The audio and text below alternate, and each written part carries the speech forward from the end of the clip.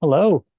Welcome, those of you who are watching, and welcome to Dr. Bob McNab, who's sitting down with me to chat a little bit. Bob McNab, for those of you who are not familiar, is professor of economics at Old Dominion University, department chair of my department. My name is Jay Walker. I'm associate professor of economics and the director of the Dragas Center for Economic Analysis and Policy. For some of you who were lucky enough to come last week, on January 29th, the Dragas Center had its 2025 Economic Analysis Forecasting Project. And I asked Bob, he was kind enough to sit down and sort of answer a few questions and go a little bit more in depth, looking forward today. And so that was our hope with today's chat. And so thank you, Bob. Welcome. Pleasure to be here. And so I mean, of course, today it's February 3rd when we're talking, and some things have happened recently, and we'll probably come through that, I'm assuming, during our chat. But just as an overview, can you provide a summary of the key takeaways when you were making your economic forecast for 2025? Is there anything that policymakers, business, and the public should focus on? Well, I think the first thing is that we just don't know what we know. And that sounds funny that somebody's trying to do a forecast and saying, we give up. We can't give you numbers. But remember, forecasts are built upon assumptions about the framework of the economy. In other words, we're looking at things that may influence economic conditions. In Virginia, and especially in Hampton Roads, the role of the federal government plays a significant role in economic activity. In Hampton Roads, approximately 4 out of every $10 of regional gross domestic product is touched in some way by the federal government. In Virginia, that's roughly $1 in $3 is attributed in some way to federal government activity. So when you are living in a large metropolitan area or state that is interdependent with the federal government, and you have a change in administrations that appears to be aiming towards reducing the size of the federal government, not only in terms of employment, but in the scope of its responsibilities and spending, then you are looking at significant uncertainty of what might happen in 2025. And of course, what we saw on February 1st, and we alluded to in the forecast, was that the size and scale of the tariff regimes and where they would be placed and on who they would be placed would really be a significant factor in terms of what would be the macroeconomic impacts. And so the president announced, for example, that the 25% tariffs on Canadian goods, 10% tariffs on Canadian oil and natural gas, 25% tariffs on Mexican goods, and 10% tariffs on Chinese goods. And we've already seen retaliatory tariffs from Canada. And this morning at 11 o'clock or so, there was an announcement that the tariffs on Mexico had been suspended for a month. And we're still waiting for the other shoe to drop about what the Chinese government is going to do. So there's a significant amount of uncertainty with regards to trade policy. And when you're living in a region with the Port of Virginia, and the Port of Virginia accounts for a significant number of jobs in the region and across the state, and contributes a significant amount of economic activity to Virginia. Some estimates would suggest that it's almost 5 to 10% of gross domestic product, depending upon your assumptions. Then, if you have significant tariffs that are prolonged on China, for example, you would see not only those tariffs act as a reduction for the importation of goods from China, but then China would obviously retaliate and levy tariffs on goods produced in the United States, and that would reduce the demand for exports from Virginia. And we saw this happen in the previous Trump administration, where tariffs, for example, on China led to Chinese tariffs on soybeans, which dramatically harmed the export prospects of soybean farmers in Virginia. And that led other producers in other countries to essentially fill in the gap, and those markets were lost to American farmers. So what we saw in the previous trade regime in the previous Trump administration is that the tariffs did bring in revenue, but the impacts on farmers across the United States were so negative that the Trump administration increased subsidy payments to their farmers, essentially meaning that the revenue gains were zero. Uh, Given that these tariffs are significantly higher and more broad-based, the ability to compensate American businesses and consumers will be significantly more limited. In other words, you're not going to see the administration cutting stimulus checks to compensate American consumers and businesses for paying for more at the pump, at the grocery store, and at the home improvement store. Ah, I mean, this clearly a lot of things have been in flux in the last few days, weeks, as the changeover in administration has been going on. Um, but so just in general, and actually, I think you've touched upon this a little bit already with your opening response. Are there any major trends or shifts that you anticipate in GDP growth in the next year? Or are you still relatively bullish, you think? Or what might this mean for inflation or unemployment as well? Well, again, you tell me what's happening with policy, and I'll tell you what I think will happen with the economy. So let's backtrack a little bit and look at where we're standing. And we're standing in a relatively good position. 2024 GDP, real GDP growth in Q4 was 2.3%. We should see sustained job numbers come out this week, above 150,000, if not closer to 200,000, I would believe. Um, and we've seen inflation moderate, but still remain sticky above the Federal Reserve's 2% PCE, personal consumption expenditure index target.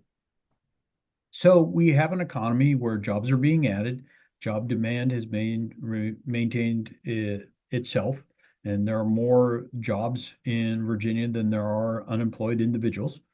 And so that is a signal that the economy is poised to grow. But you could also argue that we are in a relatively fragile position because of not only the structural deficits at the federal government level, but the volatility of policy. One of the things we touched upon in the forecast presentation is that we've seen aberrant behavior in bond markets. Typically, Mm. if you think about how bond markets behave, they are forward pricing markets. They essentially say, we believe this is the way interest rates are going. They tend to lead Federal Reserve rate cut decisions.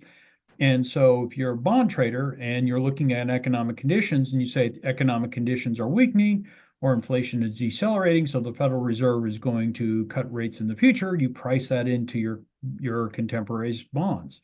So yields decrease, price increases. This time around, what we saw was when the Federal Reserve cut rates, instead of bond yields continuing to fall in anticipation of further rates, bond yields have increased. And in fact, the difference between the average of previous rate cycles and this cycle is over 100 basis points. So that's a whole percentage point in terms of the yield of 10-year treasuries. Why do we care?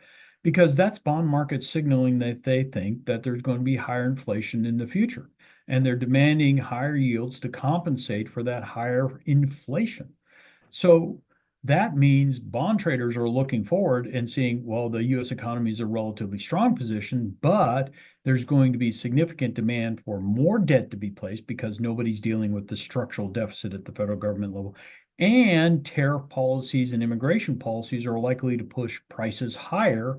And thus, the sticky inflation that the Federal Reserve is trying to be getting rid of is actually going to be baked in and at a higher level, which is necessarily bad for the economy. We could be talking 4 or 5% inflation if you have very sustained tariffs, and that couples with immigration actions that limits labor in construction and agricultural and other sectors of the economy.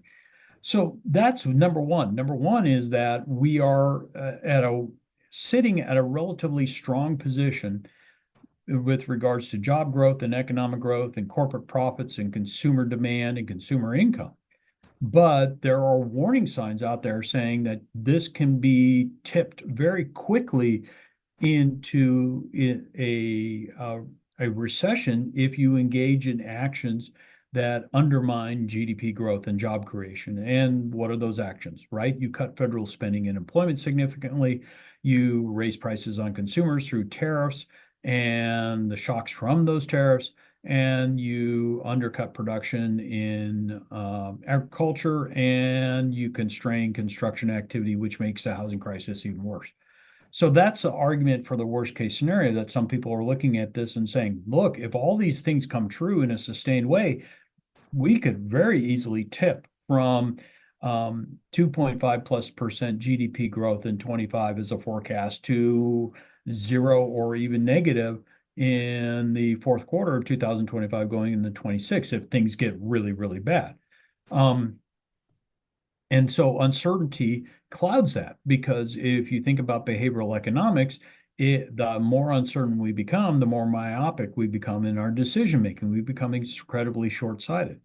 So if the way to think about this is take a look at how you consume information. If you're consuming information on TikTok, or you're getting bite-sized chunks on Reddit or something like that, and you're continually refreshing this, you're continually getting bombarded with messages that are meant to engage you on the platform and make the creators money. And last time I checked, if you looked on TikTok, nobody's making money by going. 99.99% of Americans had a relatively decent day. They got up, they showered, they went to work, they did their work, they came home and they ate and watched something and went to bed. That doesn't sell anything. It's, oh my God, this is the best thing that's ever happened to America, or this is the worst thing that's happened to America. Freedom, fascism, pick your whatever adjective you want. And if you're bombarded with that continuously, you get in a heightened state of uncertainty. That uncertainty means you go, oh my God, the economy's booming or busting, and I need to take actions. So one of the things you saw, for example, this weekend over TikTok is the economic collapse is coming. We're headed for a depression. So, withdraw your money for your 401ks right now and invest it in gold. And it's like you're just sitting there going, "Oh my God, you're arguing not only to take tax sheltered investments out and subject to the tax, you're going to take the early withdrawal penalty on top of that."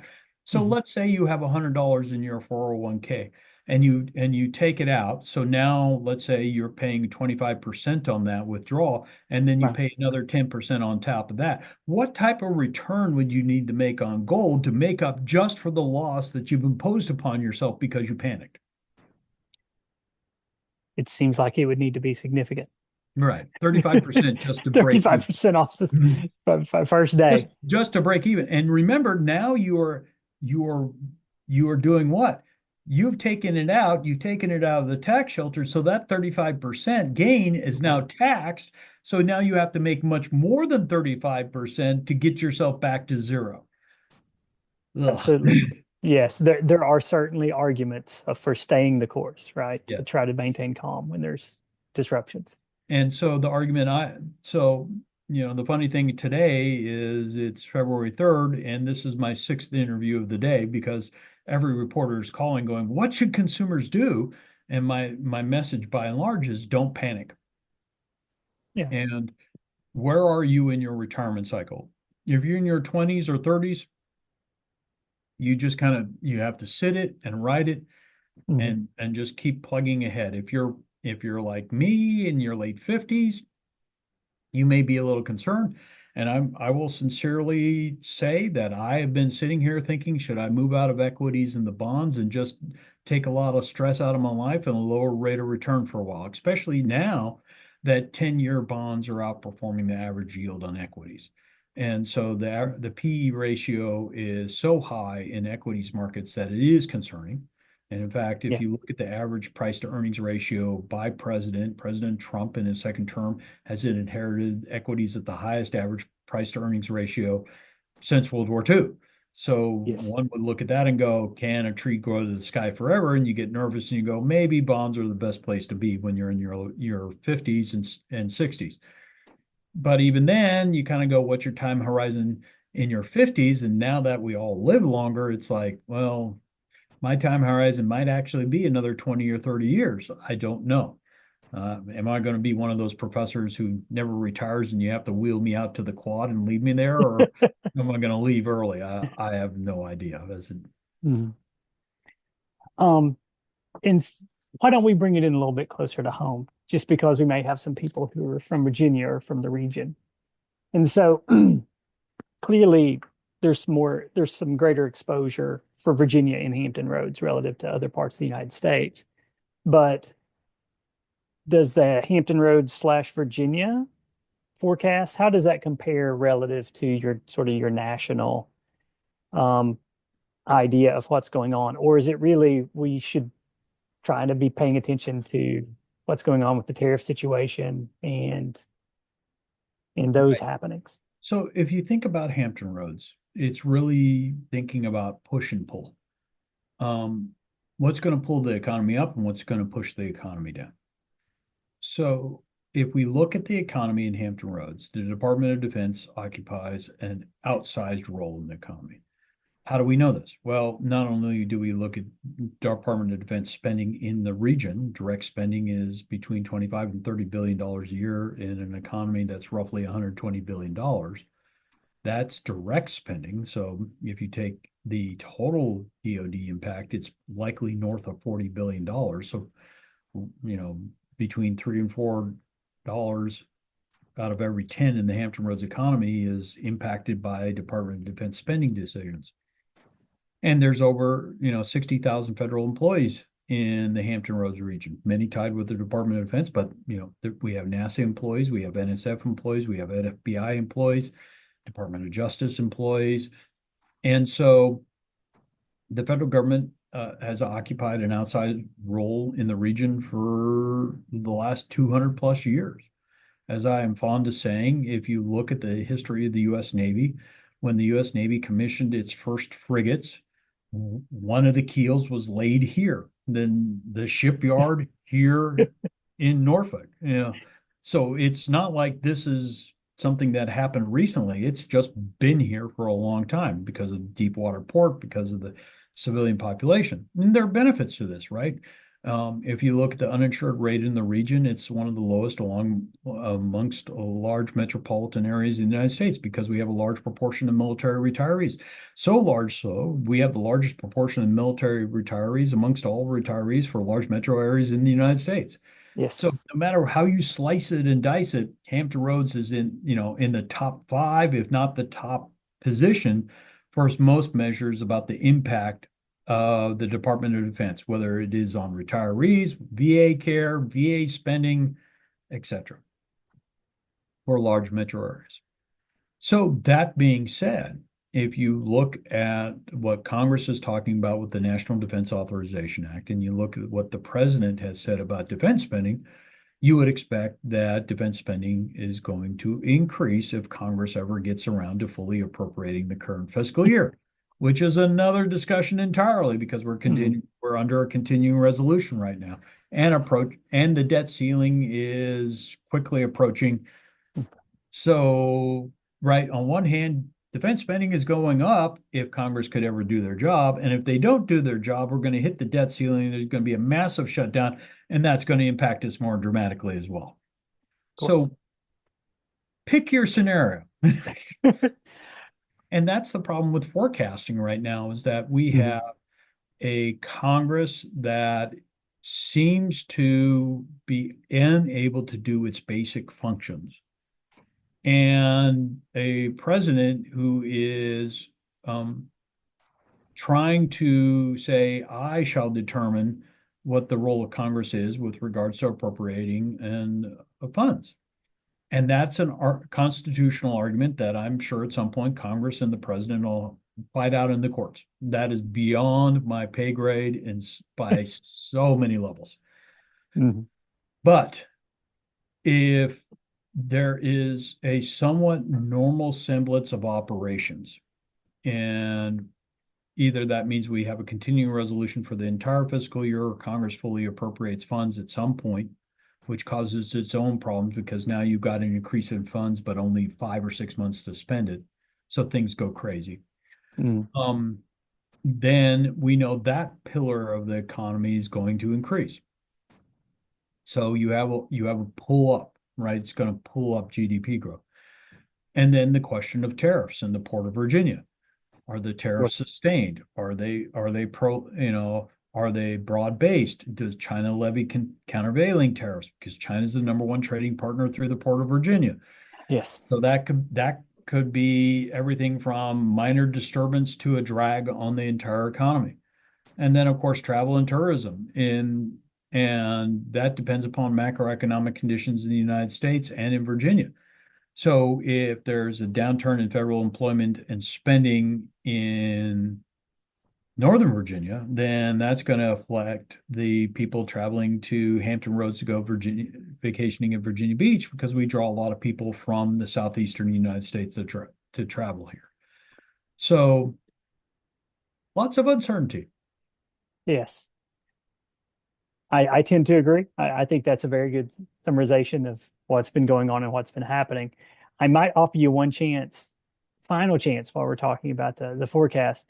And this one, I believe you've already answered, but it might offer you a chance to say something pointedly. And this does not only mean at the executive level. If there was an action that policymakers could make over the next year, is there something that they should or could consider to foster economic growth, or just growth in sort of the near to medium term? Well, my sort of a bone that I continue to chew upon for decades has been the fiscal imbalance of the federal government. You cannot Mhm. tax your way out of this problem. You cannot cut your spending out of your way out of this problem. You have to do a mixture of both. Yeah. And remember, we have a debt ceiling to contend with. The debt ceiling is important. The deficit is important. Why is that?